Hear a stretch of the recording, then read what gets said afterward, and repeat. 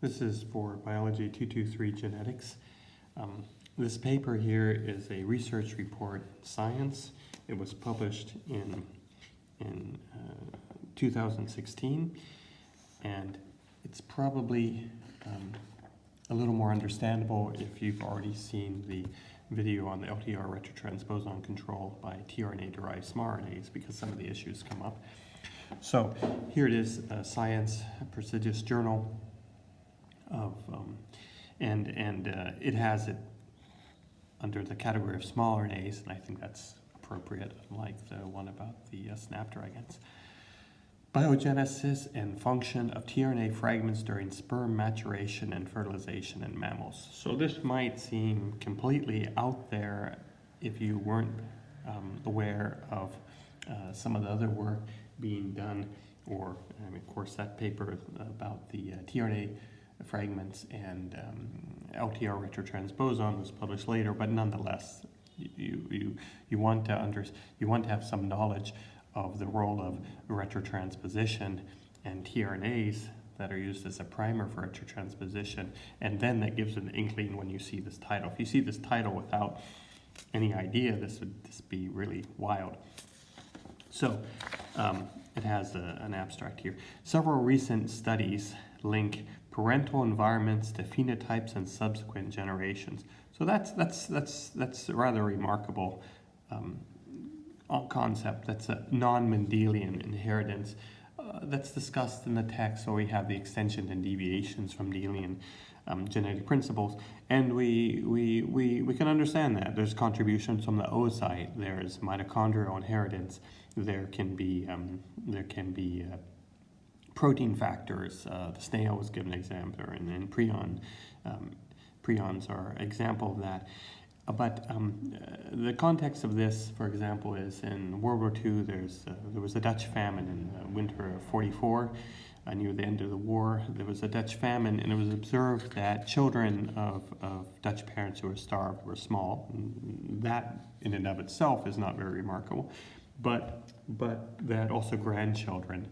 So if children, you can imagine, so this gets into this concept of Lamarckism, right? This idea that the children can acquire traits that the parents acquire during their lifetime, and rather than it being in a Darwinian sense. And that's a little bit strange. If your parents have some experience as children, you don't expect it to show up in yourself. I also want to indicate that this topic was a similar article, somewhat different methods, was published immediately after this in the same issue, so back to back with a similar title, Sperm tSRNAs Contribute Intergenerational Inheritance of an Acquired Metabolic Disorder. So we have some examples of non-Mendelian inheritance, and we have a phenomenon that seems to be pretty well established. And the question is, okay, we can understand why there might be a selective value of that, having to do with metabolism and starvation and obesity, but what mechanism? And the question always is, when one has something that doesn't seem to be very obvious, first of all, does that phenomenon really exist? And if that phenomenon does exist, well, how do we explain it? What kind of hypotheses can we construct, conceive, and test?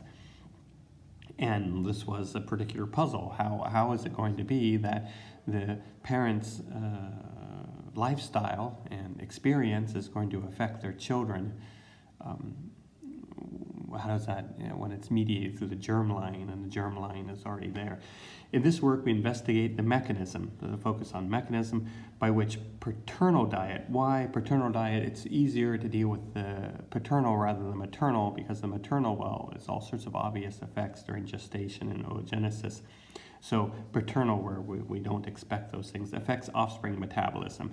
Metabolism is a very basic function in metazoans or in humans. So we can imagine that this is a good one. This is not some strange preference for the smell of almonds or something, which is another thing that people have talked about, research, but something very basic, starvation and obesity and metabolism. Protein restriction in mice, what does that mean? That means starvation, affects small RNA levels in mature sperm. Small RNA levels in mature sperm. What is sperm doing with RNA?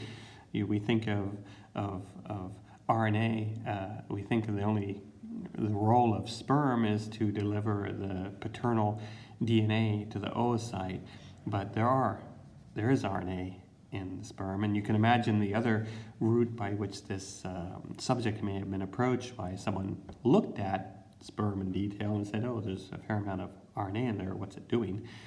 With decreased LET7, this is a microRNA precursor. It's a member of a very important family of RNAs, first discovered regulating development in the roundworm C. elegans.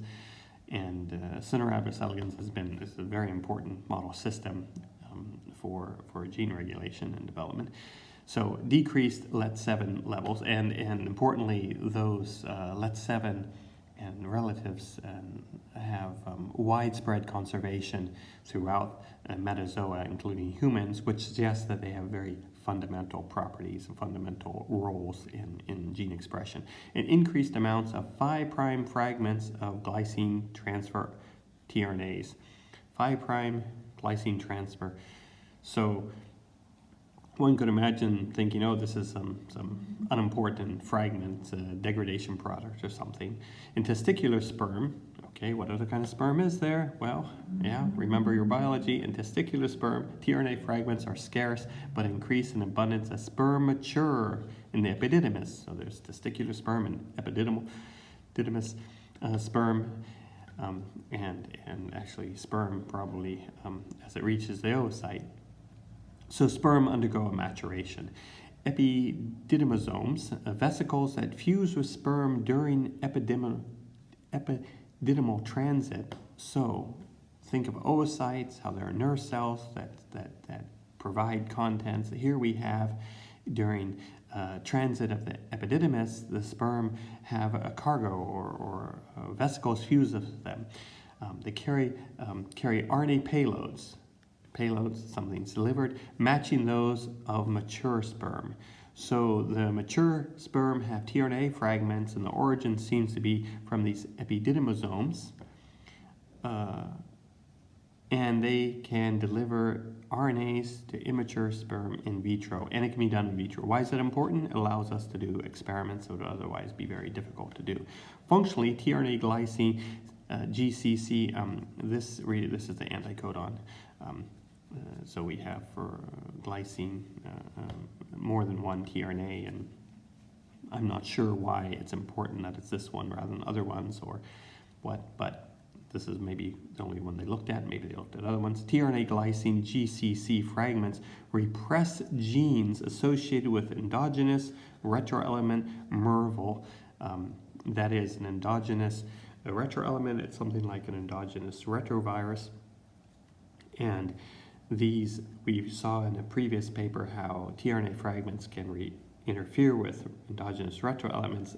Those were 3' fragments, and here we have 5' fragments in both embryonic stem cells and embryos.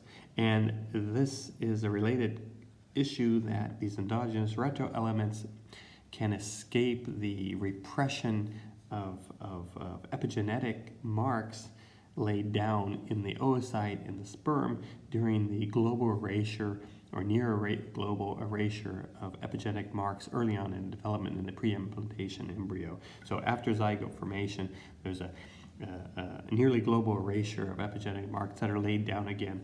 And so one of the mechanisms by which retroelements are suppressed, epigenetic marks like 5' methylation at CPG sites and histone modifications, those are relaxed because things have to, the marks are erased and they can escape. So we have another mechanism to keep them suppressed in this period. Our results shed light on small RNA biogenesis and its dietary regulation during post-testicular sperm maturation, and also link tRNA fragments to regulation of endogenous retroelements active in the pre-implantation embryo. So this is a very nice paper because it's shedding light on I think a very deep puzzle. By what mechanisms can it be that paternal diet affects offspring? It's hard to imagine a mechanism because the father is not contributing very much in mice. And so when these phenomenon emerged and people were thinking of mechanisms, it was, you can imagine it took a lot of work to come up with a convincing mechanism and conceivable, plausible mechanism and convincing evidence. So this is a very good example of sort of genetics research that comes up and is considered very important enough to be published in journals like Science, Nature, and Cell.